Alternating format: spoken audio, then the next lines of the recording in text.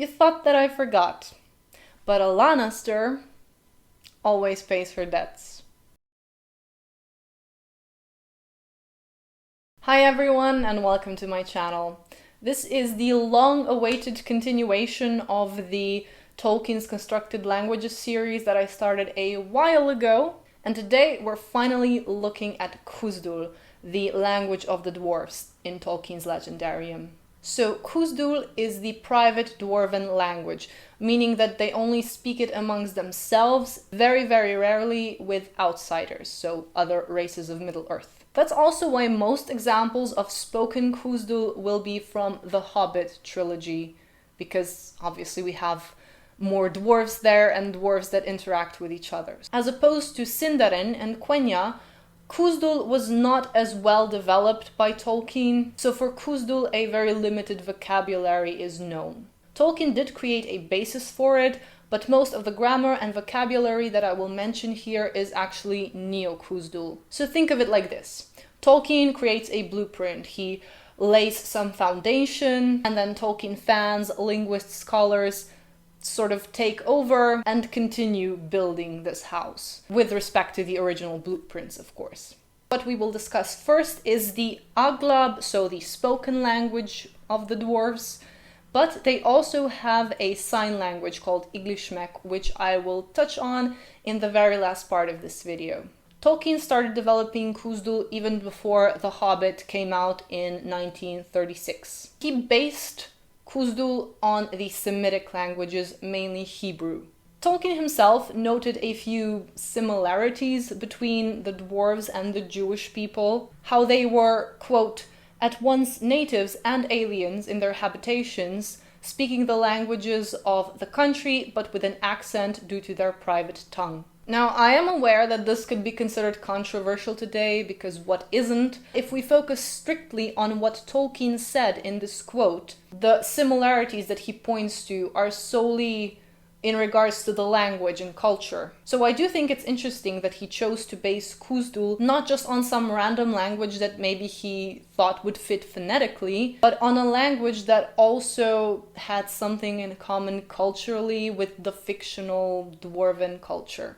In the real world, we have Slavic, Germanic, Romance languages, but in fiction, Khuzdul belongs to the Aulian language family, because it was created by Aule, a godlike, angel-like being. He created the dwarves as well as the language for them. So this makes Khuzdul both in fiction and in reality a constructed language. And Khuzdul didn't change much throughout the millennia. This was mostly because dwarves didn't really speak their language with the outsiders, so it didn't really have the chance to be properly influenced by other cultures, by other languages. But it remained mostly unchanged, also because the dwarves really respected Aule and they didn't feel like they needed to change something that originated from him. The script in which Khuzdul is written, the alphabet if you will, is called Cirth. It's a runic alphabet that is quite reminiscent of the Old Norse runic script that we have in real life, in real history. So Cirth is not 100% the same thing as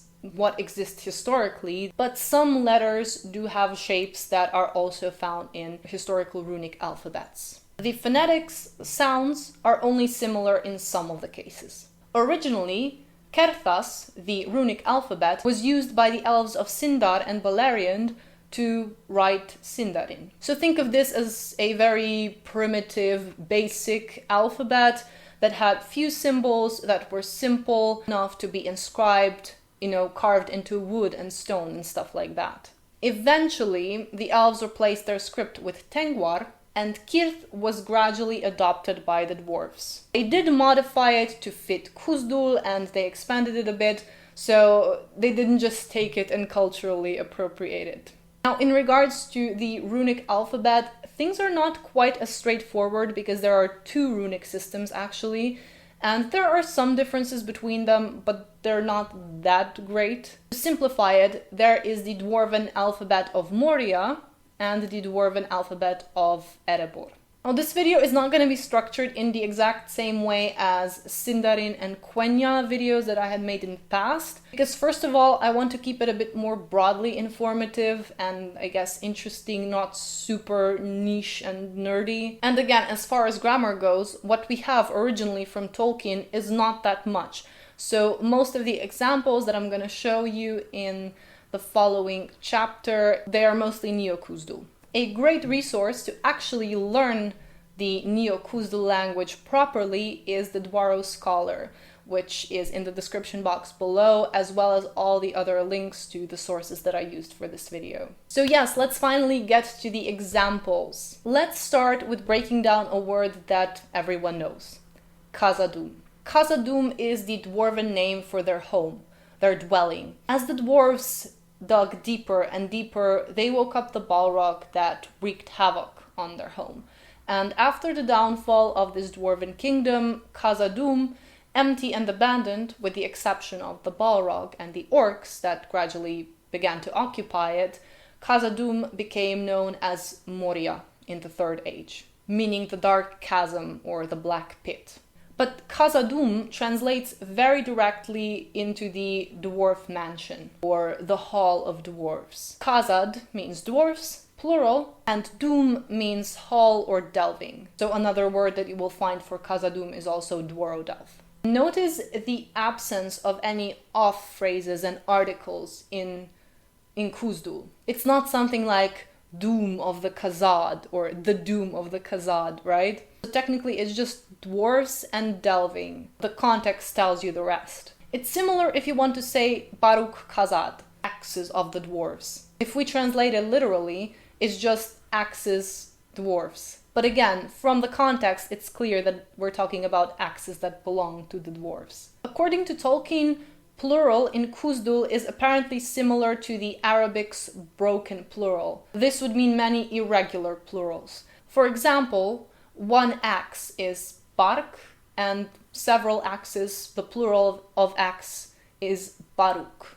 Now, before we look at a few more examples from the Battle of the Five Armies, let's learn how to say Durin sons. Sons of Durin, or Durin's sons in Khuzdul, would be Yanad Durinul. Yanad Durinul! Here, for possession, Durin's sons, we have again the suffix ul. No off phrase like sons of someone, no apostrophe s that the English has. Now, if we're feeling ready for battle, like our dwarves from The Hobbit, we can say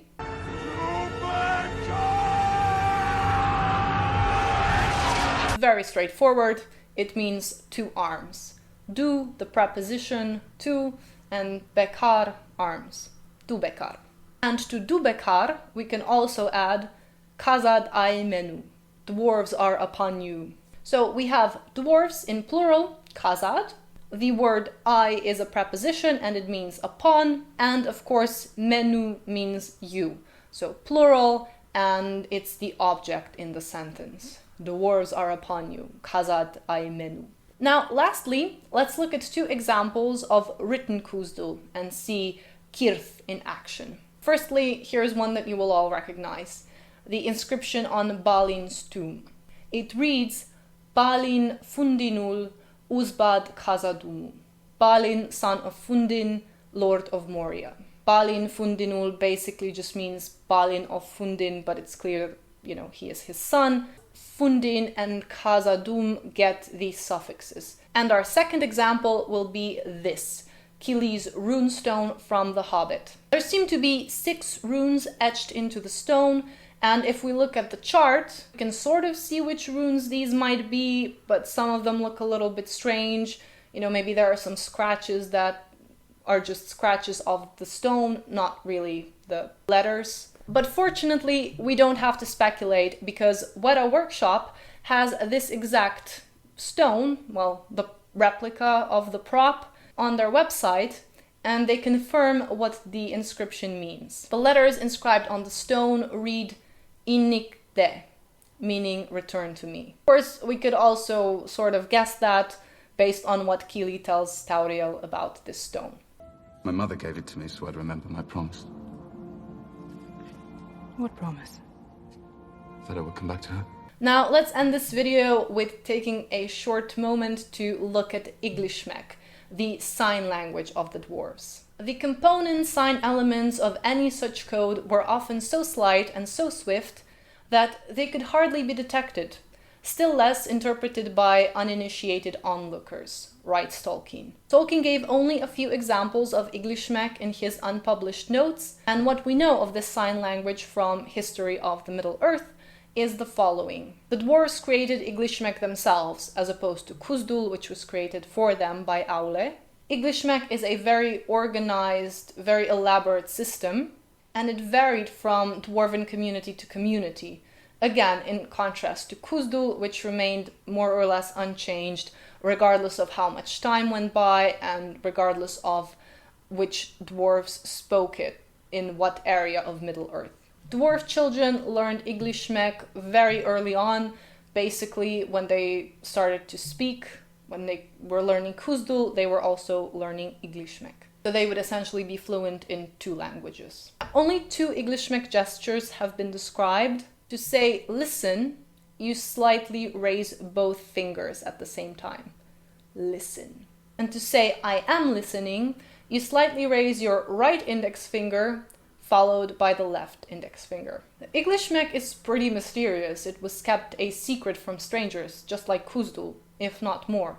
And I think this really goes to show what secretive beings Tolkien's dwarves are. In the films, we never see them at the height of their power, unless you're counting the Rings of Power, right? In The Lord of the Rings, we see the Fellowship arrive to Moria, which is a testament to the once great dwarven civilization. Very similarly, in The Hobbit, we see this company of dwarves that are seeking to reclaim their home, and all we actually see of their home is rubble and ruin. And it sparks the interest, I think. You want to see this culture at their peak. You want to know what it was like back in the day. So the fact that we only get little fragments of this culture, the fact that there is this secrecy regarding the dwarven languages, the fact that they live underground, hidden from the rest of the world, I think all of this makes Tolkien's dwarves one of the most interesting races of Middle-earth. Let me know your thoughts on Iglishmek, Khuzdul, and Tolkien's dwarves. What videos would you like to see in the future?